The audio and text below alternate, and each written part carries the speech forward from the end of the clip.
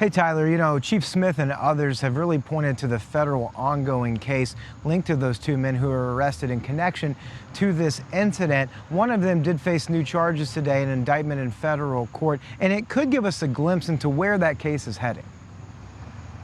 That hero citizen from one phone call. It's been more than a month since RPD and city leaders claimed a mass shooting plot in Richmond was foiled. One of the two men arrested in connection, Julio Alvarado Dubon, was indicted on a new federal charge Tuesday.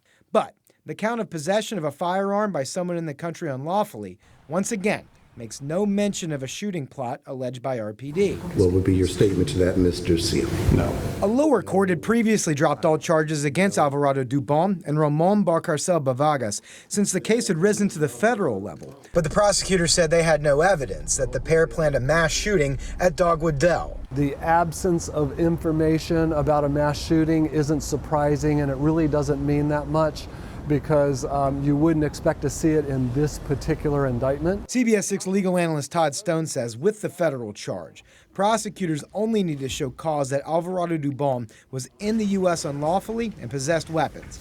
On the other hand, Stone says if there was specific evidence of a mass shooting conspiracy, charges would have been filed by now. There's been plenty of time to question folks involved and to dig into any evidence that might be there. So if you don't see those charges, it's fair to assume they don't have a strong case on those particular aspects. That doesn't mean that there's no evidence whatsoever. While police investigators were likely concerned about information they received about the potential for a mass shooting, Stone says this case is an example of how the justice system operates on credible evidence. I would always trust a statement made to a judge under oath a lot more than I would, whether it be a press conference or just a statement in the public. Any evidence the police do have of a potential shooting, Stone says, would likely come out during the sentencing phase if a conviction happens in this case.